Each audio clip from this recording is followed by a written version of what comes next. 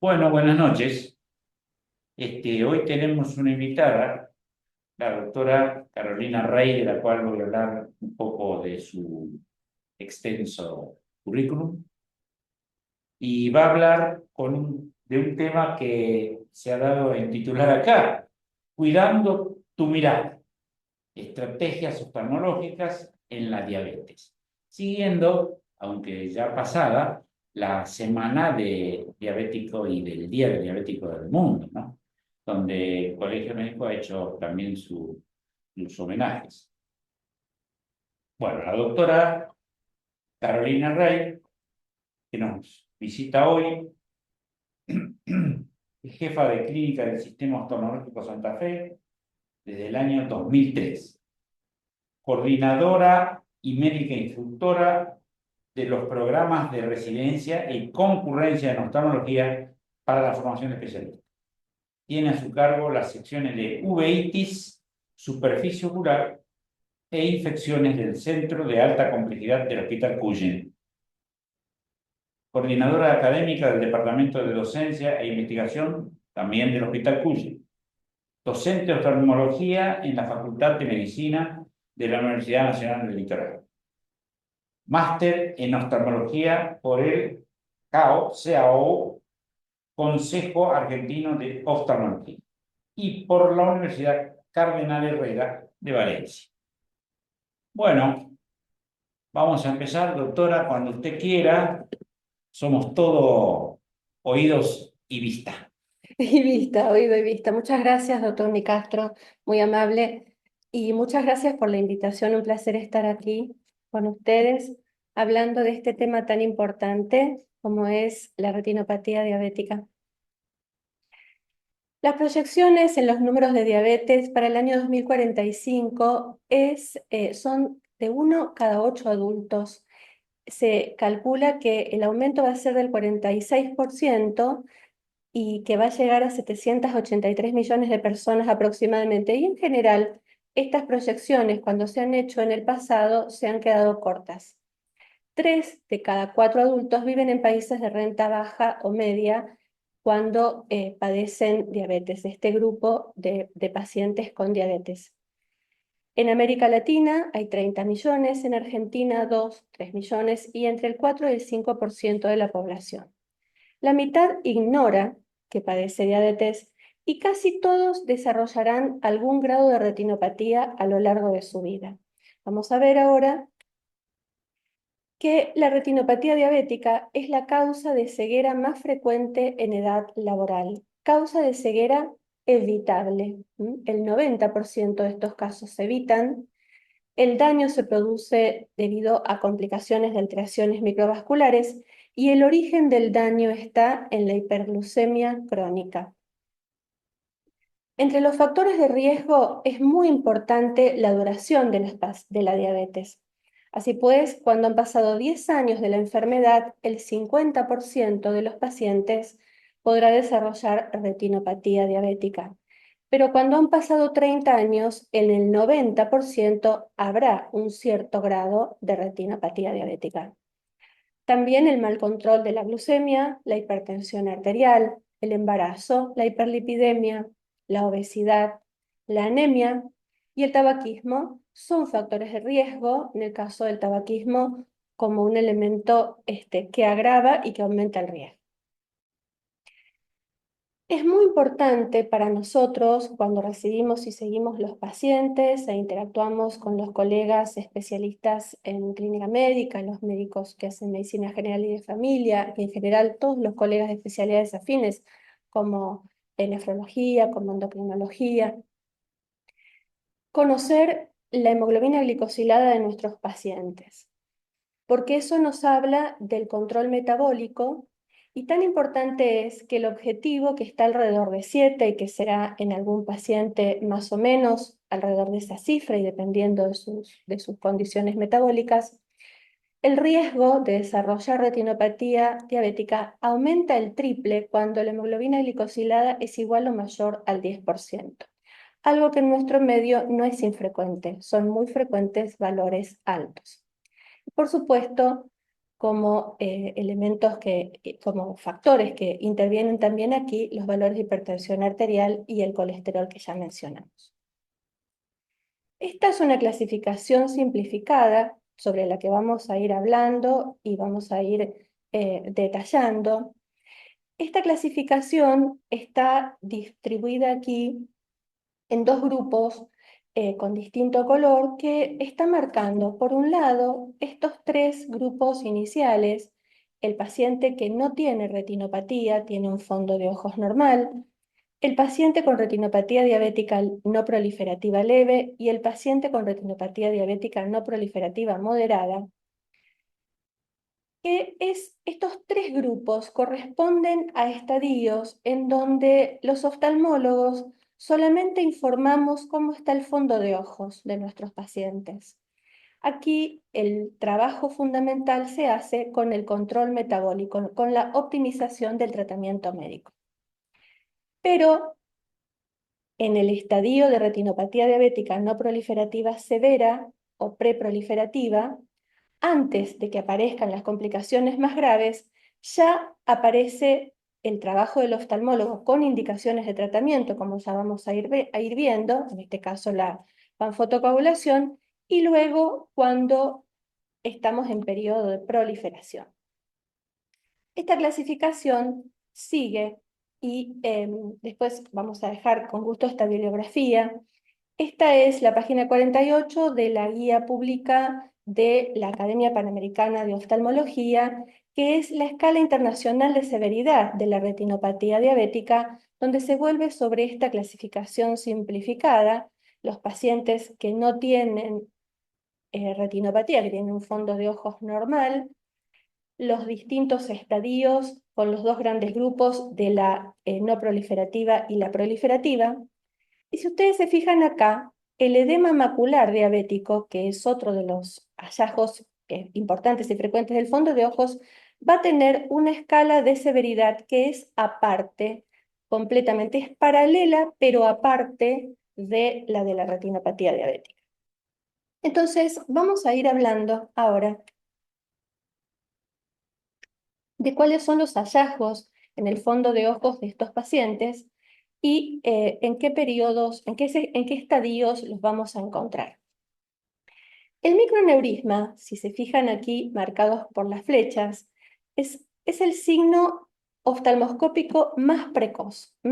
Y en el estadio de retinopatía diabética no proliferativa leve, el fondo de ojos tiene solamente microneurismas, no tiene que haber nada más.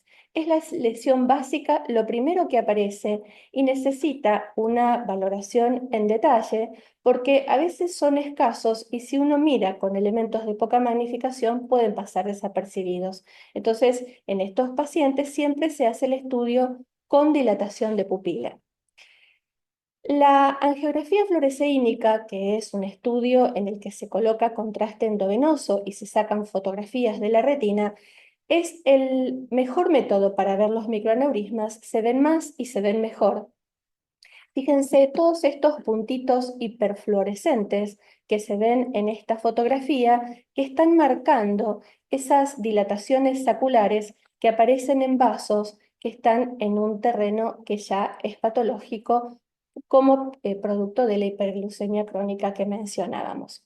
Esta es una foto de la microscopía electrónica que muestra bien esas dilataciones saculares. Si ustedes se fijan aquí, marcada por la flecha, se ve este vaso delgado y esta dilatación sacular, que es una imagen a gran aumento de lo que estábamos viendo antes.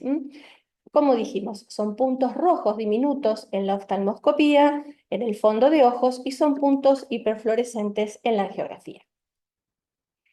Estos microaneurismas son de vasos con paredes patológicas y pueden ser a veces de tamaño más grande o mantener un tamaño pequeño, y precisamente como son paredes patológicas pueden romperse y eso hace aparecer las hemorragias, que pueden ser pequeñas en llama y distribuirse en distintas zonas de la retina. Miren que por ahora tenemos un respeto del nervio y tenemos un respeto de esta zona que vemos acá, que es el área de la mácula. Este paciente tiene apenas las lesiones iniciales.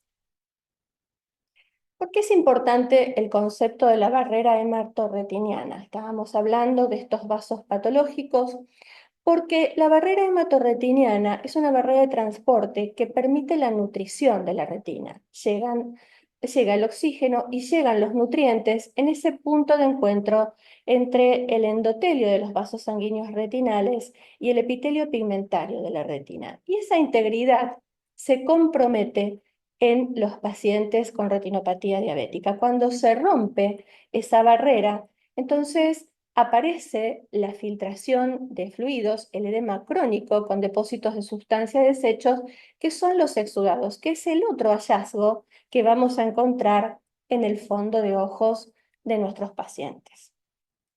A los microaneurismas se le agrega la presencia de exudados que pueden ser duros, como en este caso, en territorios de edema de retina con bordes nítidos y que quedan en el tiempo, permanecen, son lesiones de larga duración. Tienen ese color amarillento, los bordes son más netos y están asociados a esta fuga de lipoproteínas de la que hablábamos por ruptura de la barrera. Entonces, cuando en el fondo de ojos aparecieron los exudados, ya no hay solo microaneurismas. Entonces, ya no podemos decir que es una retinopatía diabética no proliferativa leve. Ya estamos en un estadio de moderada. La no proliferativa moderada, otra vez, necesita la optimización del tratamiento médico. A estos pacientes los vamos a controlar con la frecuencia que necesite cada caso, pero en general, paciente con retinopatía diabética no proliferativa leve se controla cada 10-12 meses si sus valores de hemoglobina glicosilada son adecuados y se controlan cada 6 meses si la hemoglobina glicosilada está alta. Y en la moderada es lo mismo. Si viene regulando bien, uno puede estirarlo un poco más, 6-8 meses, pero si los valores son altos, entonces los controles se aseguran en un tiempo más corto, 4 o 6 meses. Los exudados duros se agrupan en coronas o en circinas. Miren ustedes aquí este fondo de ojos, como vemos esta corona, este círculo de estos exudados amarillos, de bordes netos, bien brillantes, que están agrupados rodeando una zona de edema retinal con respeto otra vez del área macular y sin ninguna alteración todavía ni en la red de vasos ni en el nervio óptico.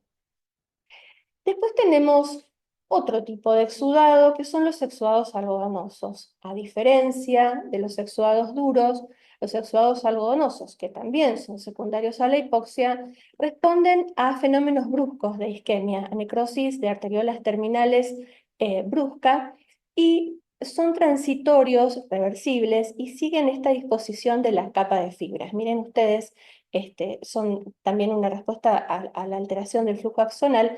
Miren cómo se ve este paralelismo entre las fibras de la retina que hace que tenga esa difuminación del borde. Son más blancos, los otros eran amarillos, y tienden a desaparecer. Los otros, los duros, tienden a permanecer. Bueno, y la presencia de exudados amenazando la zona central de la retina, la mácula, nos lleva a una de las principales causas de ceguera en la retinopatía diabética, que es el edema macular. La principal causa de disminución de la agudeza, porque cuando hablamos de agudeza nos estamos refiriendo a la discriminación. La visión discriminativa hace alusión a los fotorreceptores que están en la fóvea y que se encargan de distinguir esos detalles de la lectoescritura y de cualquier actividad visual que requiera discriminar. Entonces, en este paciente estamos viendo cómo hay un sector de mácula que está respetado, pero tenemos exudados duros que están agrupados, que están amenazando y prácticamente afectando la fóvea. Cuando vemos un sector de exudados duros, sabemos que toda esta zona de la retina está filtrando, por lo tanto es un sector de retina engrosado, con edema, y eso está haciendo a sufrir, está dañando las estructuras nobles que se encargan de la discriminación. La valoración de la severidad del edema macular que veíamos en la clasificación, que seguía un camino separado, se considera fundamentalmente por la distancia al punto central de la fobia. Es decir, que este paciente que tiene una zona de edema macular de menor diámetro corre más riesgo en su agudeza visual que este paciente que tiene un área de mayor diámetro, pero que está más lejos del punto central de la fobia. El seguimiento en estos casos es fundamental porque a los 2 años de iniciado ya puede haber daño muy importante y un paciente, y esto en la retinopatía diabética es crucial, un paciente que tiene un área extensa, que tiene lesiones por fuera de la zona central, no siente nada, nada de nada. No le parece que está viendo bien, le parece que no está pasando nada en particular en sus ojos y sin embargo el daño se está organizando para ser permanente. Aquí tenemos otro ejemplo de la agrupación en corona de los exudados duros cerca de la fobia. Todavía no hay ningún otro signo. Entonces, este paciente, hay algunos microneurismas aislados. Este paciente tiene una retinopatía diabética no proliferativa moderada. Aquí ya se empieza a agrupar en pétalo un poco más, ya está siendo mayor la zona de complicación. Y nosotros al edema macular tenemos que documentarlo, tenemos que cuantificarlo y tenemos que seguirlo para ver si hacen efecto los tratamientos que vamos a instituir. El fundamental va a ser, por supuesto, el control clínico. Y esto que estamos viendo aquí es una imagen de la tomografía de coherencia óptica en el que se ve cómo las capas de la retina se separan formando estos quistes de líquido en donde se acumula ese fluido que se está filtrando por las paredes permeables de esos vasos patológicos. El edema macular se ve así en la tomografía de coherencia. ¿Cómo se trata? Se trata con inyecciones intravítreas. Hace muchos años atrás se utilizaba el láser cuando se podía tratar zonas que estaban lejos de la fóvea, pero uno no puede disparar con la potencia de un rayo láser a los fotorreceptores que se encargan de la discriminación en el centro de la mácula, porque los destruye. Las drogas antiangiogénicas han cambiado mucho el pronóstico y las indicaciones de tratamiento de estos pacientes porque su inyección en la pars plana con una aguja de muy pequeña, de muy pequeño calibre, permite el ingreso de la droga para tomar contacto directo con la mácula y eso produce la disminución del espesor, la reabsorción del el líquido y la preservación transitoria de los fotorreceptores. Entre las drogas que se utilizan está el bevacizumab, el ranibizumab, el aflibercept y también la dexametasona a liberación prolongada. Son medicaciones que se van colocando algunas mensualmente, algunas se hacen esquemas de 3, de 6, de 8, dependerá del paciente y de lo que uno va viendo en el seguimiento tomográfico.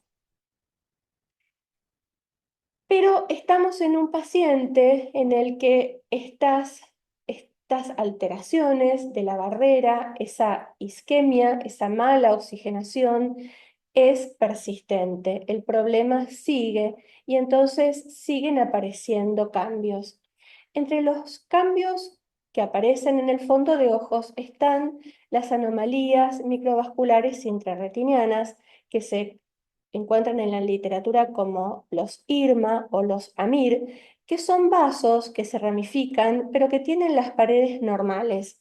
Y a veces se juntan entre ellos para armar shunts, para marcar zonas en las que hay conflictos de irrigación, de oxigenación.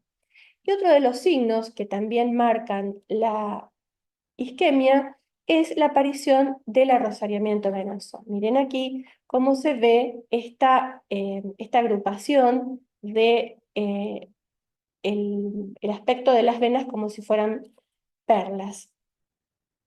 Entonces, cuando aparecen estos signos, que también se pueden identificar como parte de la etapa avanzada de la retinopatía diabética en el estudio angiográfico, y pueden mirar en esta angiografía el escape del contraste. Nosotros colocamos la angiografía por la fluoresceína y por la red vascular, y fíjense cómo está filtrando y se está viendo el contraste venoso en los tiempos tardíos de la angiografía. Todos estos son signos que están avisando, todavía no hay proliferación, pero que están avisando que va a suceder la proliferación. Entonces, en esta etapa que llamamos retinopatía diabética no proliferativa severa o preproliferativa, estas alteraciones de las que estamos hablando se evalúan, se cuantifican siguiendo la regla del 4-2-1. ¿Qué quiere decir la regla del 4-2-1? Quiere decir que si yo tomo como referencia el nervio óptico y divido la retina en 4 cuadrantes, la corto en 4 partes, y veo que hay microneurismas o hemorragias severas en 4 cuadrantes, generalmente 20 o más por cada cuadrante, o 80 en total. O tengo arrosariamiento venoso como hallazgo oftalmoscópico en al menos 2 cuadrantes, o encuentro los IRMA, las anomalías microvasculares intrarretinales, en al menos un cuadrante. Es decir, no necesito los 3, necesito uno de estos cambios, una de estas alteraciones. Entonces, el paciente cumple la regla 4-2-1, y en nuestro medio, en América Latina, a este paciente hay que panfotocoagular. En otras partes del mundo se espera a que el paciente prolifere. Se espera llegar a este periodo. Pero aquí, en nuestro medio, la panfotocoagulación ya se indica en la etapa de retinopatía diabética no proliferativa severa o preproliferativa. Por eso remarcamos el valor que tienen estos hallazgos en cuanto a pronóstico y a predicción de evolución de las alteraciones. La panfotocoagulación se realiza con el láser. Este es un ejemplo de cómo se disponen los disparos en el fondo de ojos. Hay una técnica, por supuesto, para hacerlo. Se van haciendo en distintas sesiones. Para hacer la panfotocoagulación se necesita transparencia de medios. Si el paciente tiene catarata, esto complica el paso de los rayos láser, ¿no? Que puede ser posible, puede ser necesario resolverlo antes de hacer el tratamiento, pero en general, si el paciente tiene medios transparentes, en una lámpara de hendidura equipada con la energía del láser, se indica este tipo de tratamiento que busca ¿qué? Busca matar al mensajero. ¿Por qué? Porque en esas zonas de isquemia de las que estamos hablando, han aparecido los factores de crecimiento vascular, que son los que están llamando a la formación de neovasos en ese pedido, en ese círculo vicioso en el que ha entrado la retina isquémica de pedir oxígeno, de pedir su nutriente. Entonces, la panfotocoagulación tiene como objetivo controlar las zonas de isquemia. Esas áreas de isquemia del parénquima retinal que están persistiendo en el tiempo se ven así en una angiografía. Miren ustedes acá cómo tenemos estos sectores en los que no se ve perfusión. Esas zonas están liberando factores de crecimiento vascular Y los factores de crecimiento vascular, que se llaman, nosotros decimos los VGF, se llaman los VGF, son los que van a llevar a la etapa de retinopatía diabética proliferativa, a la proliferante. Entonces, en la etapa proliferante, ahí sí van a aparecer los neovasos. Los neovasos que se van a agrupar en ramilletes, en redes o en nudos, que van a aparecer juntos, son vasos patológicos y entonces van a romperse con facilidad, generando hemorragias de distinta magnitud. Pueden ser hemorragias en la pared de la retina, por debajo de la hialoides, lo que llaman las hemorragias preretinales. Ahora vamos a ver ejemplos de esto, o pueden ser las hemorragias vítreas. Entonces, estos ramilletes que surgen todos juntos y que se diferencian de los IRMA, de las anomalías microvasculares, en que precisamente son varios y las paredes no son herméticas o casi herméticas, sino que son permeables, se agrupan y tienen fenestraciones que permiten el escape del edema, el escape de líquido, de fluidos. Y al romperse con facilidad generan estas complicaciones. Siempre que evaluamos el alcance de los neovasos, pensamos también en los cuadrantes. Si ustedes observan en este acercamiento al nervio óptico, y yo lo divido en 4 cuadrantes, van a ver que en los 4 cuadrantes del nervio hay vasos nuevos, y en la retina, si los empezamos a buscar, también apenas empiezan a aparecer, pero ya están. Se está organizando una proliferante desde la papila, una proliferante papilar. Aquí ya se organizó más. Miren cómo se alcanzan a distinguir en este estudio las alteraciones, las redes de proliferación fibrovascular que deforman el contorno de la retina. Este es un OCT. Y vamos a ir poniendo algún ejemplo. Por ejemplo, esta es una paciente de 45 años que está amputada de los miembros inferiores, tiene un diagnóstico a los 13 años. Miren cómo aquí, desde el nervio óptico, ya vemos esta red fibrovascular de neovasos en los 4 cuadrantes. Miren este encaje que se arma aquí, esta corona de exudados que está rodeando este ramillete. Y los vasos necesitan un soporte de fibrosis, necesitan del anclaje del vítreo para armar todo ese conglomerado fibroso, pero sin embargo esta paciente, si prestan atención a la zona del polo posterior, todavía tiene preservada la mácula. Entonces, no es infrecuente que se encuentren pacientes con retinopatía diabética muy avanzada en los que no han aparecido síntomas porque la agudeza visual está preservada. Este paciente puede estar viendo 7, 8, 9 décimas, a lo mejor está usando sus anteojos y sin embargo, miren cómo ya se está mostrando el avance a un altísimo riesgo de ceguera. Otro caso de una proliferación fibrovascular desde el nervio óptico que desorganiza las arcadas vasculares. Esta es una fotografía de campo amplio, porque fíjense que abarca sectores más extensos de la retina. También en las arcadas hay nudos, hay ramilletes organizándose con trayecto patológico de las venas y una cierta preservación de la mácula.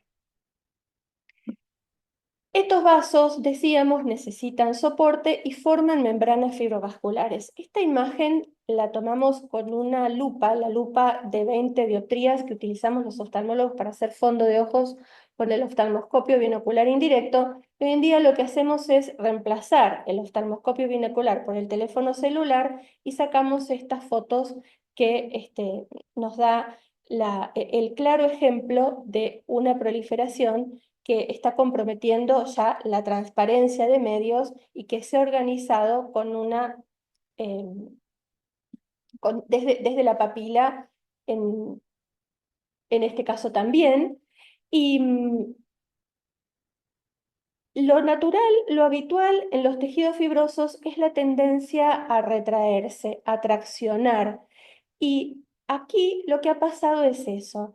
Se ha desprendido, se ha armado un pliegue y se ha desprendido la retina desde en las arcadas vasculares de una proliferación que, si ustedes la siguen aquí, miren cómo se organiza, pareciera como si fuese un ala de mariposas. Miren esta red de vasos, cómo me cuesta distinguir el contorno del nervio óptico y cómo toda esta proliferación ya está dañando, está traccionando de la retina. Y al traccionar, rompe vasos, y al romper vasos se produce el hemovitrio. A lo mejor no tengo todavía un desprendimiento, tengo un vaso patológico que ha sangrado, entonces un día el paciente se despierta o de golpe siente que está viendo manchas rojas o que se ha quedado sin ver de golpe.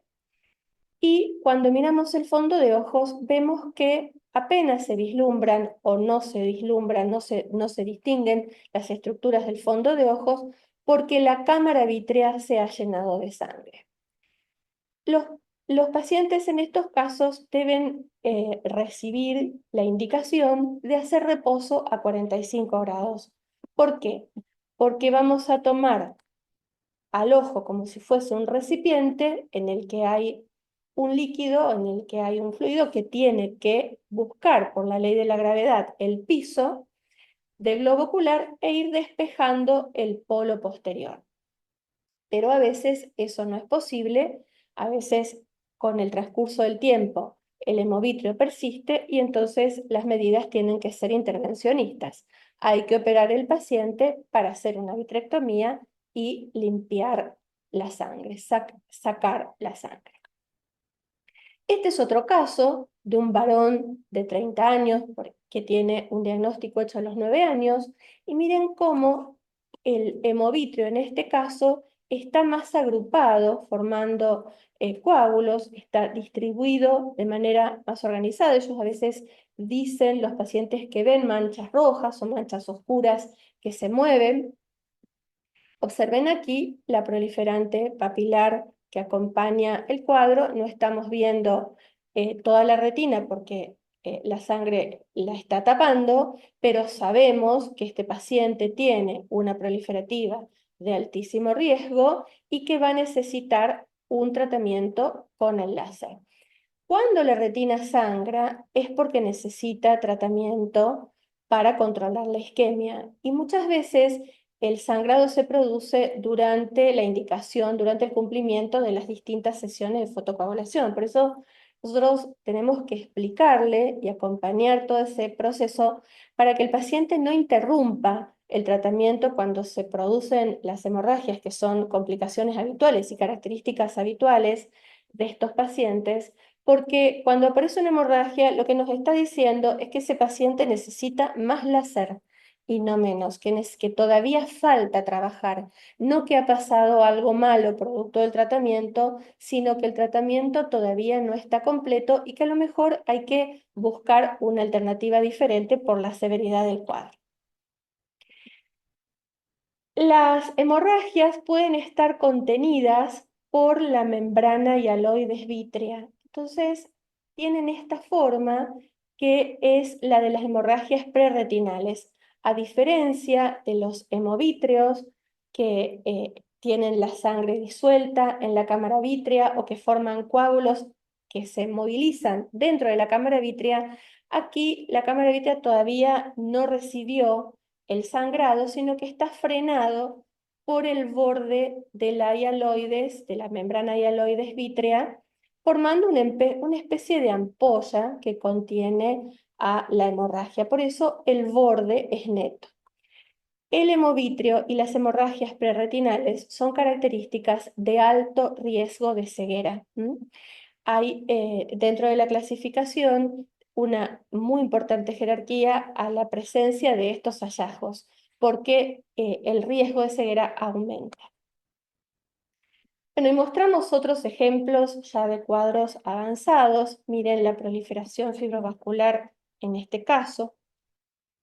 Fíjense ustedes cómo estos vasos patológicos filtran colorante, como se ve esas fenestraciones cuando los neovasos se han agrupado y se hace el estudio angiográfico y entonces la fluoresceína sale por las paredes mostrando el origen del edema. Otra imagen en la que se fotografían las áreas de cierre capilar, las zonas que están sin irrigación y que son las que están llamando a toda esta neovascularización que está tratando de compensar esta retina. Esta retina en hipoxia, en isquemia, es la que está llamando, la que está generando esta neovascularización. Este es un ejemplo de la proliferación vitreoretinal en sábana. Miren cómo los desprendimientos tienen esa forma tangencial, como si fuese una carpa de circo. Se organiza de manera, se organiza desorganizadamente, siguiendo las arcadas o creciendo desde el nervio óptico y tracciona. Y aquí tenemos el caso de un paciente en el que se ha hecho una panfotocoagulación con láser y el cuadro se ha calmado. Hay un retroceso de la isquemia porque está tratada con el láser. Aquí queda este resto de una membrana prerretinal que se reabsorberá, pero que no nos preocupa. Tenemos el tratamiento en las zonas de la periferia en un paciente que ha tenido la fortuna de no tener de inicio un edema macular. Entonces, podrá tener una alteración de la visión de contraste, podrá tener una disminución en el campo visual, pero la mácula está respetada y la agudeza visual, la visión se ha salvado. Este es un ejemplo de un tratamiento en el que ha sido necesario ser más agresivo o en algunos casos ser agresivo puede ser iatrogénico. Por supuesto, el tratamiento debe indicárselo y hacérselo un experto. Pero lo mismo, todo la media periferia o lo posterior, respetando el área macular, ha sido tratada y la periferia con muchos disparos que confluyen en algunos casos, pero la mácula está respetada. Este es un paciente en el que observamos hemorragias en llama que salen alrededor de la cabeza del nervio óptico. Vemos una intercurrencia de trombosis de la vena central de la retina. Los pacientes con diabetes y los pacientes con retinopatía diabética pueden hacer también complicaciones vasculares que tanto en el caso de la hipertensión arterial como en el caso de los fenómenos oclusivos vasculares arteriales o venosos pueden coexistir y agravar el cuadro. Otra de las formas de perder la visión central puede ser la amputación foveolar. Ustedes saben que el daño está en el pequeño vaso y los vasos terminales en la retina son los que llegan, los más pequeños, los más delicados, los más importantes, son los que llegan al área de la fóvea. Esta amputación terminal de los pequeños vasos ha dejado sin irrigación a la zona central. Aquí no ha habido edema ni exudación, ha habido simplemente una interrupción, una pérdida del trayecto vascular. Otro ejemplo de acercamiento a una proliferación en el disco óptico. Otro ejemplo de un caso clínico de las hemorragias prerretinales. Aquí estamos viendo el signo del nivel que se puede encontrar en muchas alteraciones orgánicas donde hay colección y actúa la gravedad buscando el depósito en la hora 6 de esta zona de hemorragia prerretinal que es una característica de alto riesgo, como decíamos, y miren el nervio óptico que tiene los 4 cuadrantes comprometidos. En este paciente se han hecho algunos disparos de láser, algunos están confluyendo, y hay zonas en las que evidentemente el tratamiento falta. Entonces, el cumplir con el tratamiento y el cumplir con los tiempos en la medida de lo posible es fundamental porque la oportunidad se pierde cuando pasa mucho tiempo y el daño ya puede ser irreversible. Pero si se indican y tenemos la suerte de que hay funcionamiento de los sectores nobles, puede pasar que se conserve la visión. De todas formas, siempre se le explica a los pacientes que los tratamientos, tanto la panfotocoagulación como las inyecciones intravítreas, como las cirugías eh, de vitrectomía para hacer la limpieza del vitrio y el tratamiento con el láser intraquirúrgico, no son procedimientos que busquen o que puedan inicialmente mejorar la visión. Lo que se necesita, lo que se busca principalmente es que no haya empeoramiento, porque cuando las lesiones han avanzado, no es posible que retroceda el daño que ya se produjo, pero sí que tratemos de salvar la retina que todavía está funcionando. Este es el caso de una mujer de 43 años que tiene insuficiencia renal y está en diálisis. Miren cómo la retina es más pálida, son pacientes que suelen tener una anemia crónica y las áreas de exudación son extensas y confluentes. Tratar estos pacientes es difícil porque incluso aunque uno pudiera hacerle láser a un caso como este, la retina tiene un edema muy extenso, está más engrosada, entonces la energía del láser se disipa, ¿no? Es mucho más complejo tratar de controlar aquí la evolución y el daño que produce este cuadro.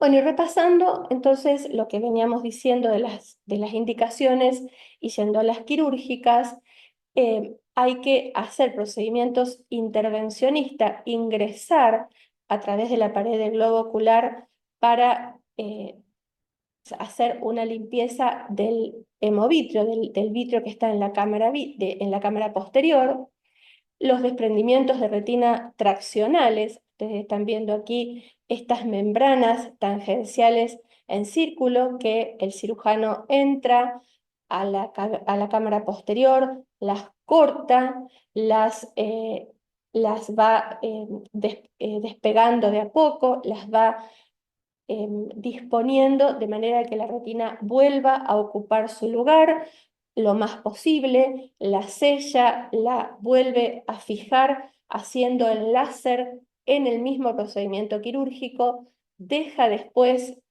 un relleno, un elemento que arme ese ojo del que sacó el vitrio, como es el aceite de silicón, como es el perfluoro de carbono, si estamos hablando de procedimientos largos, complejos, costosos. Por eso es tan importante que se actúe antes en la parte preventiva para tratar de evitar, de retrasar lo más posible y de evitar estas complicaciones. Este es el caso de un paciente que se ha vitrectomizado. Miren cómo aquí tiene un resto de movitrio y de sangrado en la pared y se ve ese brillo distinto del fondo de ojos porque el ojo está relleno de aceite de silicón que se ha colocado para que se arme ese globo, el globo que necesita un relleno, les decía yo. Se han hecho los disparos de láser en la pared retinal y tenemos ahí algunos sectores en los que irá retrocediendo un poco esa congestión fibrovascular una vez que el tratamiento calme la isquemia. Y veremos después cuál es la respuesta de esta retina, pero muchos de los pacientes que se operan para evitar esta complicación y se operan para evitar la pérdida total de la visión. Así que un paciente, y ahora vuelvo a lo que le mostraba recién, pero un paciente que tiene un daño extenso, pero que se opera para que su retina quede aplicada y para que la retina que conserva funcionalidad tenga recepción de luz, recepción de imagen, puede cambiar mucho la calidad de vida de los pacientes, porque a veces necesitan ese resto visual para manejarse solos en su casa, para ver la disposición de los utensilios cuando están almorzando, cuando están con sus elementos personales, y hace un mundo de diferencia tener una visión de movimiento de manos, de bultos, de luz, a distinguir los colores, distinguir las formas, distinguir la luz. En la historia natural de la enfermedad o en los pacientes en los que no se logra el control metabólico y el cuadro evoluciona, aparece esto que se llama glaucoma neovascular. En el glaucoma neovascular, lo que ha sucedido es que la proliferación fibrovascular ha llegado al segmento anterior. Los neovasos no solo están atrás, sino que están ahora en el seno camerular, en el ángulo donde está el trabeculado, la zona en la que normalmente filtra el humor acuoso, manteniendo el flujo permanente de presión, de líquido que mantiene la presión normal en el ojo. Y si miramos esta biomicroscopía, vamos a ver cómo en el iris aparecen estos trayectos vasculares que están marcando bien de rojo rutilante el esfínter. Lo mismo en este caso. Entonces aquí la presión ya ha subido mucho porque el trabeculado está cerrado, porque la rejilla por donde el humor acuoso debe circular para mantener la presión normal está cerrada. Entonces son pacientes que tienen valores muy altos de presión ocular, 60, 70. Eso descompensa la córnea y puede generar el cuadro final de muchos de estos pacientes, que es el ojo ciego doloroso.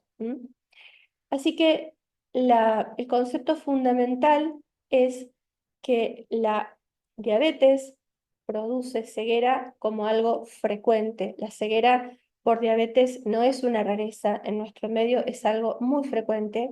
Los pacientes se quedan ciegos por el edema macular, por el desprendimiento de retina y desarrollan complicaciones muy importantes que necesitan tratamientos de alta complejidad y de alto costo, y que el trabajo en equipo de los médicos y del personal auxiliar, por ejemplo, del personal de enfermería, es fundamental para ayudarnos con estos pacientes, es la base que evita, que enlentece la progresión de esta alteración. Los criterios adecuados para el seguimiento, la educación diabetológica, la experiencia del oftalmólogo que lo trata y el concepto de el momento oportuno. Bueno, muchas gracias. Bueno, gracias a usted, doctora. Yo no veo acá, le vamos a preguntar a... Por ahora no tenemos preguntas, Doc. No sé si alguno tenemos quiere preguntas. hacerla. Puede levantar la mano, le damos audio o pueden escribir por el chat.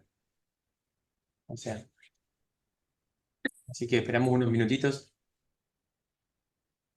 Vamos a ver si hay. Pero yo les he dejado al principio mi correo y bueno, a disposición, por supuesto, cualquier duda, Bien, gracias. con mucho gusto.